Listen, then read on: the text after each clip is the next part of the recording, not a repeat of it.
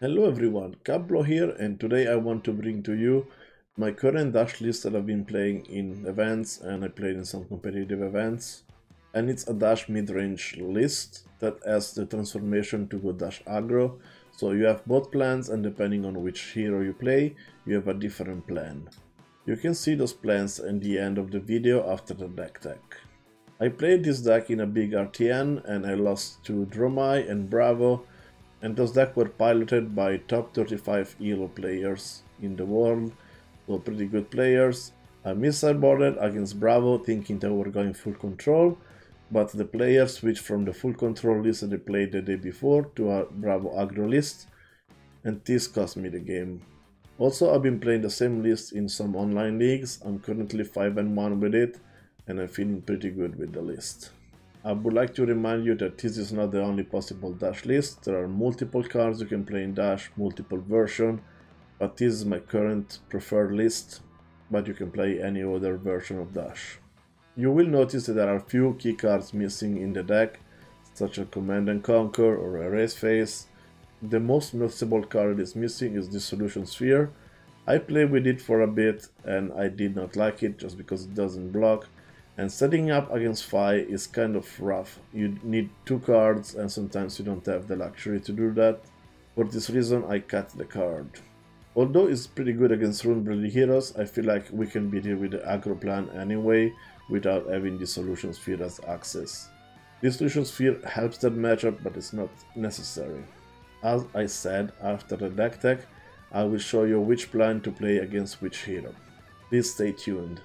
This is our hero card. I acquired a nice gold foil German dash, which looks really pretty. So we play with the gold foil dash. For head pieces, we have three options that I'm playing in the deck list, and the deck list you can find in the description down below. If we're playing the aggro plan, we are going to play with Crown of Providence.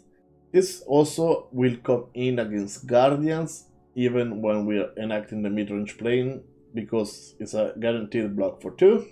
If we are playing the midrange plan, I still think that Skull Cap is the way to go, just because when you play the midrange plan, sometimes you're going to be a lower life total, so this can block for 3 instead of the 2 from Crown of Providence.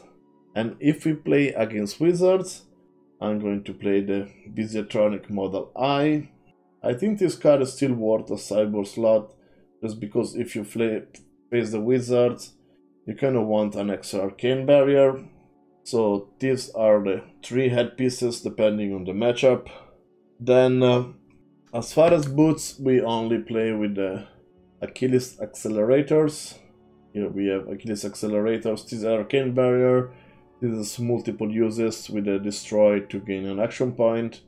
I don't think I will play any other leg at this point, at least in this UPRISING metagame. Then let's go for the chess piece. Chess piece, I'm gonna play only Tackle of Foundry Heart. It's not that useful against Wizard, but some of them play some actual attacks, and it's at least blocks for 2, and you can get some resources in the boost turns. For hands, we have the Neuron Gloves. These are pretty good against the Rune Blades and against Wizard. I like to play an extra piece of Arcane Barrier with the Accelerators, just because sometimes you need to break the Accelerators, and having an extra Arcane Barrier could be useful.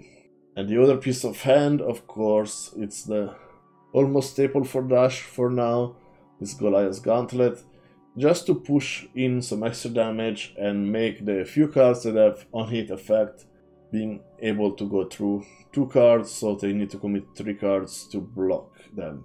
And as far as weapon, we only play with 1, and it's the Teklo Plasma Pistol. Even with aggro, I feel like Plasma Pistol is pretty good, and we're playing high octane, so Teklo Plasma Pistol, it's the way to go. Now let's jump into the main deck. I'm gonna show you the main deck, that is the cards that will stay in no matter what matchup we play. And we are going to play the 0 to 60, it's 0 for boost attack for 4, and then we have the yellow and the blues. Then my favorite dash card is Zipper Hit, so we are also playing with the full 9 of them, 3 of each color. Same as these 2 mech cards, like the other like staple cards, it's Throttle as well. We are playing with all 9 of them, 3 of each. Then they come the new cards. I'm going to play with only blue and red T-Bones. I felt the yellow were a bit underwhelming and I did cut them. They're good against Lexi, for example, or ninjas, but I feel like having access to 60 bones is pretty good. And then the other card that forces your opponent to block with equipment is the Shockwave. And we are gonna play 3 magnetic shockwaves. This is really good to make your opponent block. They need to defend this card with how many equipments as how many times you boost on this turn. So you can boost with a couple of cards and then play Shockwave. Maybe they use some equipment already, so you are able to pick off some of the equipment.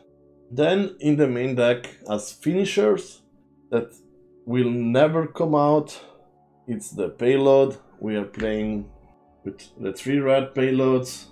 This is really good because it's like 6 with Dominate if you boosted this combat chain. So we're playing with this. And the other finisher that we play in the main deck, it's Overblast. And for pitch and resources reason, we're playing 2 red and 1 blue. And this is still part of the main deck. It's good to finish chain with an Overblast. This could be a good amount of damage. And the last card is like still stay in the main deck. No matter what, is a playset of Spark of Genius. This can get our items. So this is our main deck. And then let's see the 2 plans. This is our 45 cards main deck that we're going to play. And then let's see the other 15 cards if we are playing the aggressive plan. Of course, if we play the aggressive plan, we are going to start with the Tackle Pounder. These cards are really good. They do a lot of damage. So we're gonna play Tackle Pounders. When you play the aggressive plan, you need resources, and Tackle Core can give you a good amount of resources. So this is still part of the aggressive plan. Then when you play the aggressive plan, also a good card is High Octane. Lets you get couple of action points, so you can shoot the pistol multiple times without having to use induction chamber. And then the last 6 cards for the aggressive plan is Combustible Courier red and High Speed Impact red. These have good on-hit effect, so it forces your opponent to block, otherwise you get a bigger attack with Combustible Courier or you get Dominate with High Speed Impact. So if we play the aggressive deck or the aggressive version, this is what we play. Now let's see if we switch to the mid-range plan. For the mid-range plan, you also want to keep some of these cards because the remaining cards are 12 cards and we added 15 for the aggressive ones, like 1, 2, 3, 4, 5 times 3 is 15, but I only have 12 cards in here. So what you want to do when you go to the mid-range plan is like maybe keep in like a Tackle Pounder or a Tackle Core. High Octane still blocks, same as Combustible Courier, High Speed Impact, but they're not vital, so you can like shave some numbers of them depending on how you feel. Sideboarding is not an exact science, but what I usually do when I sided in, like, and also not all of these 12 cards come in every matchup. Mainly it's like 10 cards that come in most of the matchups, and then there's like 2 that are like specific for a class. So out of these 15 cards, we need to keep 5 in, and if I would keep 5 in, it's probably 1 Pounder, 1 Core, and like probably High Octane, so Combustible Courier, High Speed Impact, whatever you prefer. But let's stop talking and let's show the mid-range plan cards. For the mid-range plan, you want to block in the early game and then like boost in the late game. For this reason, we are going to have some generics, hoping that we get some Mechanologist defense reactions, but for now we are playing 3 Sing Belows. 2 Faithful Sins. This come in every time we go to the mid-range plan. We have 2 Unmovables that come in against decks that hit big. You can leave them out against Ninja, for example. Because they're kind of awkward, you need to pitch 3. So, for example, for Ninja I don't side in Unmovables. So I play other block 3. Then, for the mid-range plan, what I want to do is have 3 main items, and these are like Induction Chamber and Plasma Purifier. You want to start with the Induction Chamber and then get these 2. You usually want to get the Purifier before the second chamber, but you start in play with Induction Chamber. These are the 3 main ones. If I play against Guardian, and only against Guardian, I set in 2 extra Plasma Purifier. They are quite good at pushing damage, especially against Oldhim. You actually don't want to start with Induction Chamber, but you want to start with Plasma Purifier.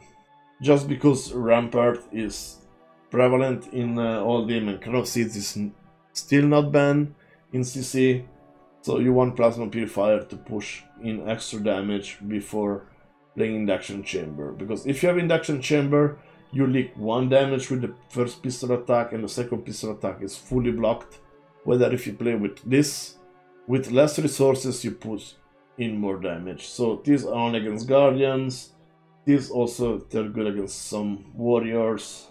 But yeah, this is the deck. And of course, these are 12 cards, as I said. So you want to keep in some of this. Against Oldhim especially, you want to do like an Aggro mid-range plan, so you probably keep in 1 or 2 pounders, same against Bravo. Against Ice Hero, like Lexi, you want at least 1 Teclo Core, if not 2, just because Ice can be annoying and keeps you going. Yeah, but this is the deck tech. Hope you enjoy White Border, because I've updated my deck with White Border and I feel like it's kind of funny and I like it. Now let's see which plan do we enact against different heroes. So this is the table of what plan I want to do against which hero. I usually like to go aggro with decks I can easily race and I don't need to block much. I think I can race most of these heroes with like equal footing, so that's why I want to go with the aggro plan. Against Levia and Dash, depending what they do. Against Dash I feel like I want all of the items, just because sometimes it just ends up to an item grind fest. For Bravo, it really depends which version they're playing. If they're playing Control, we want to go aggro with some extra items. If they play a more aggressive style, you want to set in more defense reactions. Siding wrong against Bravo can cost you the game, as it happened to me at the RTN. So it's nice to know if your opponent is aggro or Control early on. Also, you can set in like most of the deck and then adapt your game plan depending on it, but I do not recommend that. For the mid-range version, I like the plan against the hero you can see in this illustration. Against Oldhim, as I said, I keep in some of the aggressive plan, but I set in the defense reaction, and the deck is usually like 65 to 68 cards. I don't remember correctly right now on top of my head. This is my updated Dash list for the UPRISING metagame. I've been enjoying this version so far and having quite success with it.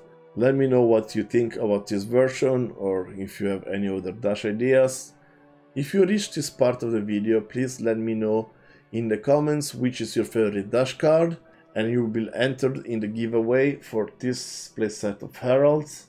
And the giveaway ends on August 15 at noon Pacific time. Thanks everybody for watching.